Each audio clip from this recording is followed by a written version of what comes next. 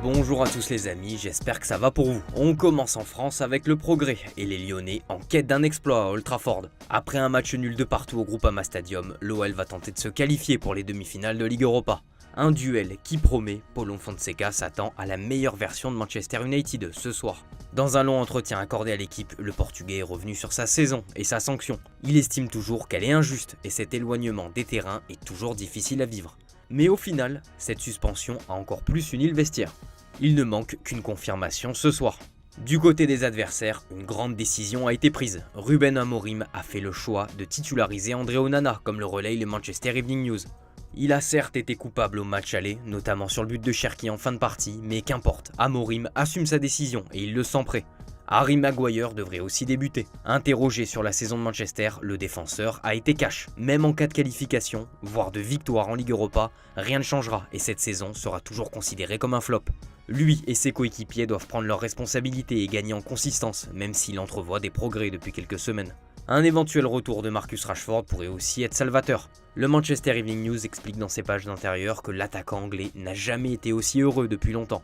Et une source proche du joueur affirme que ce transfert lui a fait le plus grand bien. Aucune décision n'a encore été prise par le joueur et son entourage, bien conscient que de gros clubs pourraient revenir à la charge sur lui après son match face au PSG. Unai Emery aime le joueur, mais il a déclaré qu'il était difficile de planifier son arrivée définitivement. Il faudra débourser environ 40 millions d'euros pour l'attirer.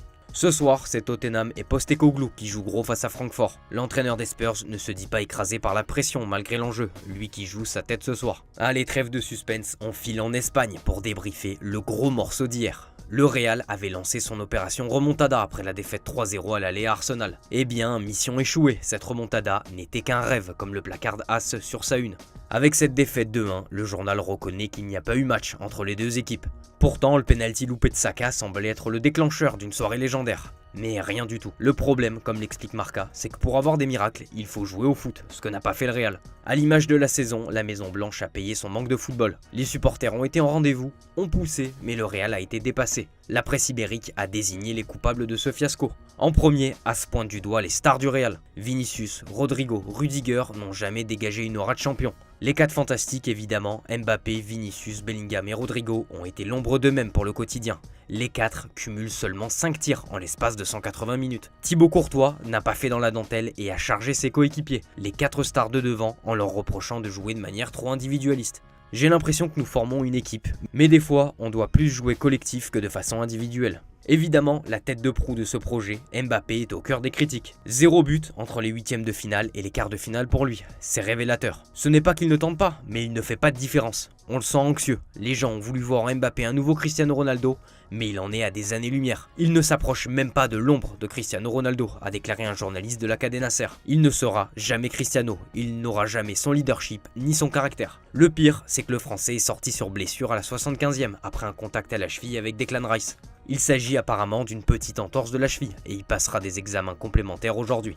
On s'attend au pire côté Madrid avec une absence possible pour la finale de Coupe du Roi face au Barça. Dans l'ensemble de la presse ce matin, le constat est le même. Cette équipe est à la fin d'un cycle. Elle a fait rêver mais ne semble plus capable de faire des exploits. 6 défaites en 14 matchs de C1. Le Real a donné sa couronne à plus fort. Sport évoque l'autre coupable, Carlo Ancelotti et son avenir. Remis en cause ces derniers mois, le Mister n'a pas réussi à trouver de formule gagnante depuis l'arrivée de Mbappé. Pourtant, cette équipe paraissait invincible. Cet échec devrait avoir de lourdes conséquences. On a vu l'Italien très marqué après la rencontre. Malgré sa dernière année de contrat, la presse s'accorde à dire que le sort d'Ancelotti est scellé. Il devrait s'en aller en fin de saison, hors miracle, avec une victoire en Liga et en Coupe du Roi. Il y aura du changement sur le banc madrilène cet été. Interrogé sur ce sujet, Ancelotti est resté flou. Mon avenir ? Je ne sais pas, je ne veux pas savoir. C'est possible que le club décide de changer. On file en Angleterre où au contraire, l'ambiance est à la fête. Avec un petit jeu de mots, le Daily Star demande aux lecteurs de croire aux capacités des Gunners. Le Daily Mail, le Daily Express, l'ensemble de la presse félicite Arteta et ses hommes. C'est la première demi-finale d'Arsenal en 16 ans. Le club a connu l'une de ses plus grandes soirées européennes. Les hommes de Mikel Arteta étaient courageux, forts et provocants.